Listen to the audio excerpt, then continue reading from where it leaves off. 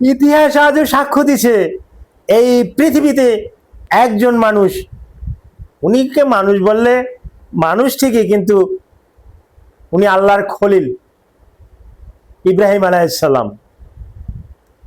আল্লাহ যত পরীক্ষা দিয়েছে সব পরীক্ষায় উত্তীর্ণ হয়েছে।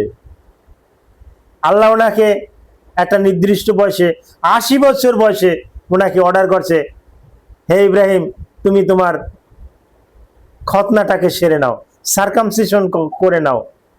আরবিতে আমি পারলাম না হয়তো, বা তার ভাষাটা কি ছিল, আরবিও না, হিব্রু ভাষায় বলছে তুমি খতনাটা সেরে নাও। আল্লাহ বলতে দেরি, খতনা করতে দেরি না। এরকমের পৃথিবীতে আর বিরল ঘটনা পাওয়া যায় না। তো এখনো আমরা খতনাটা করে থাকি, এটা ইব্রাহিম আলাইহিস সালামের সুন্নাত। সমস্ত ধর্মেই এটা করে থাকে, তবে হিন্দু ভাইদের কাছে শ্রদ্ধা রেখেই বলছি তারা এটা করে না, যার পরিপ্রেক্ষিতে আমরা দেখতে পাই তাদের বেশ কিছু সেক্সুয়াল ডিজিজ কিন্তু আমরা তাদেরকে দেখতে পাই। এ ব্যাপারে কিছু আলোচনা করব। আসসালামু আলাইকুম রহমতুল্লাহি ওয়া বারাকাতুহু। আমি ডাক্তার মীর শহীদুল ইসলাম। আমার চেম্বার শুভেচ্ছা 255, ঐতিহ্যবাহী শেখ ঘাট, সিলেট। গুগলে গিয়ে ডাক্তার মীর শহীদুল ইসলাম কথাটি লিখে সার্চ দিলে আপনি আমার সম্পর্কে বিস্তারিত তথ্য পেয়ে যাবেন। আমিও চাই সার্চ দিয়ে অন্তত আমার ভিজিটিং কার্ডটা আপনার টাইম লাইনে রেখে দেন।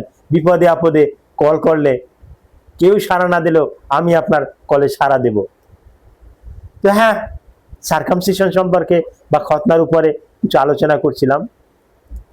তো খতনা বলছিলাম যে হিন্দু ভাইয়েরা তাদের প্রতি সম্মান রেখে বলছি তারা এটা করে না, যার পরিপ্রেক্ষিতে তাদের কিছু সেক্সুয়াল ডিজিজ বেশি দেখা যায়। গ্লান্স পেনিজের উপরে যে একটা ফোরস্কিন আসে, এই ফোরস্কিনটায় ঢাকা থাকে, যার পরিপ্রেক্ষিতে অনেক নোংরা ওখানে ঢুকে থাকে। সচরাচর আমরা এটা চেম্বারে দেখে থাকি, এটা আমরা ওয়াশ করেও দেই। কিন্তু অন্য ধর্ম, ইহুদি, খ্রিস্টান, ইহুদিরা তো জন্মের পরপরই এই সার্কামসিশনটা করে ফেলে, খ্রিস্টানরাও 3 থেকে 4 বছরে এটা করে ফেলে। আর মুসলমান ধর্মে যারা আছে তাদের একেবারে বাধ্যতামূলক, এটা করতেই হবে। এটা বয়স সময়সীমা কত, নির্দিষ্ট কোনো বয়স নাই।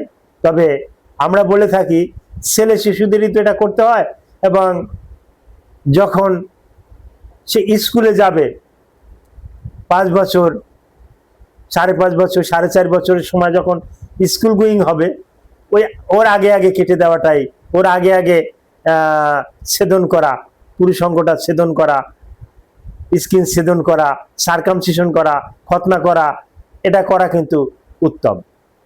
ইচ্ছে করলে 7 বছর, 8 বছর এরকম বয়সেও করা যায়, কোনো সমস্যা হয় না।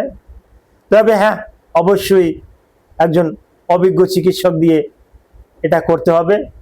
আবার এটাও এখন দেখি অভিজ্ঞ চিকিৎসক এটার একটু ঢং করে, মানে একটু হাসি তামসা করে ওটিতে নিয়ে বিভিন্ন রকমের ইঞ্জেকশন দিয়ে ওটিতে মেরেই ফেলে। এটাও একটা হাস্যকর বিষয়। কিন্তু এক সময় যে হাজম তারা আজও আছে, গ্রামে যারা খতনা করত তারা আজও আছে, এদের হাতে কিন্তু রুগী মরে না, এরকম একটা হিস্টোরি নাই। কিন্তু তাই বলে যে সব চিকিৎসক খারাপ তা না, কিন্তু চিকিৎসকের অতি রঞ্জিতর ফলে, অতি রঞ্জনের ফলে, অতি আকর্ষণের ফলে হ্যাঁ এরকমের কিন্তু রেয়ার কেস কিন্তু ঘটে থাকে, পেপার পত্রিকায় আমরা দেখে থাকি। কিন্তু ভালো মানের ভালো শল্য চিকিৎসক দিয়ে যদি যথাসময়ে যদি এটা করানো হয় তাহলে এটা অতি উত্তম। তারপর এখন কিছু জেডএফআর ডিভাইস, আরো বেশ কিছু ডিভাইস আছে, যেমন আমি এটা করে থাকি জেডএফআর ডিভাইস দিয়ে। এই জেডএফআর ডিভাইসটা এতটা ভালো যে এতে তো রুগীতে বুঝেও না যে কখন সার্কামসিশনটা করলাম, এটা রুগীতে বুঝে না, একেবারে ইজি, এটা করা যেতে পারে।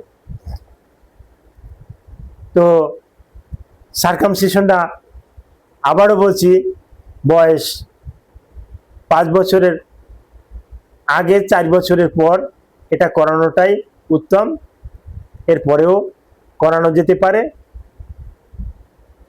এটা করানো স্বাস্থ্যের জন্য ভালো, প্যানিসের জন্য ভালো, প্যানিসে কোনো ময়লা থাকে না, এবং STD, STI, sexual transmit disease এগুলো হচ্ছে না, কম হচ্ছে। Thank you all.